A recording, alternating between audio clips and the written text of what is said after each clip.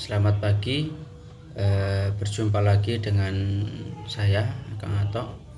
Pada kesempatan ini kita akan membahas tentang filsafat logika. Nah, di sini nanti akan dijelaskan mengenai tiga hal, yakni pertama tentang seputar ontologis, yang kedua tentang epistemologis, yang ketiga tentang aksiologis. Ini yang menjadi dasar bagaimana nanti di dalam kajian filsafat itu mengarah kepada logika. Jadi di dalam pendekatan ontologis itu nanti akan mempelajari tentang wujud hakiki pada suatu objek, di mana antara hubungan objek dengan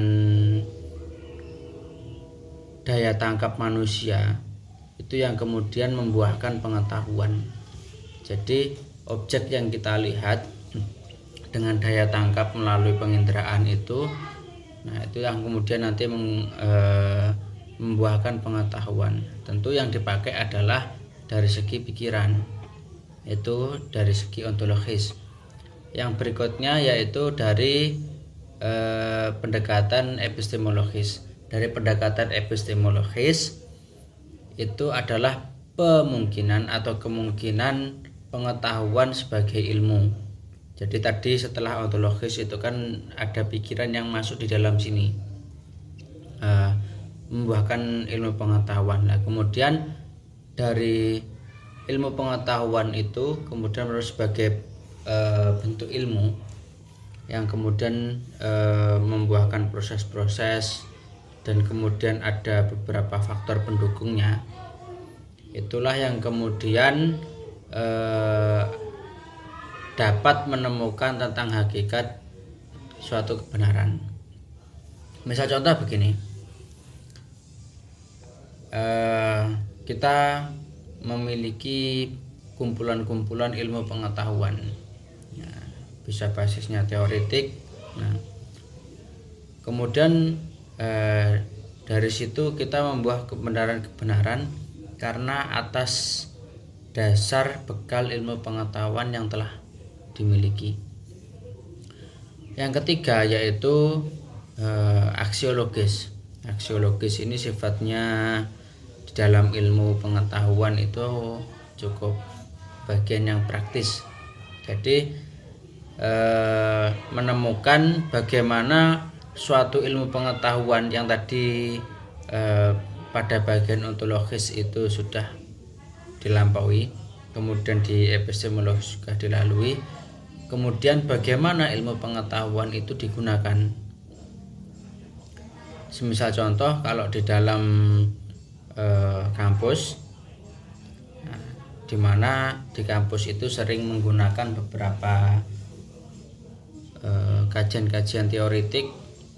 Nah, itulah bagaimana ilmu pengetahuan itu digunakan, sehingga bagaimana menyandingkan antara teori dengan fakta-fakta yang ada di lapangan, yang di dalam beberapa karya ilmiah itu bisa disebut skripsi, tesis ataupun disertasi. Sehingga di situ mencoba bagaimana mengaitkan antara beberapa fakta yang terjadi dengan beberapa teori-teori yang sudah ada.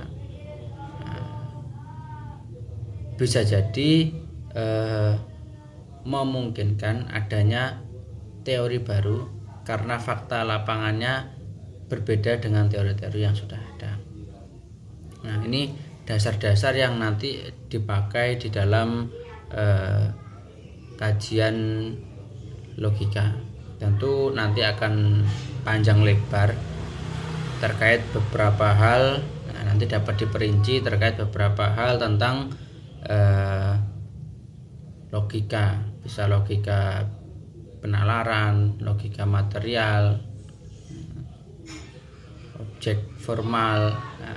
Nah, sehingga nanti akan menemukan namanya satu menemukan konsep, kedua menemukan proposisi, kemudian menemukan kesimpulan. Nah, tapi dasar ini harus kuat dulu, dari dasar ontologis, epistemologis, dan aksiologis. Nah, gimana? Tertarik bukan untuk mempelajari logika? Nah, kita sambung di pertemuan berikutnya. See you.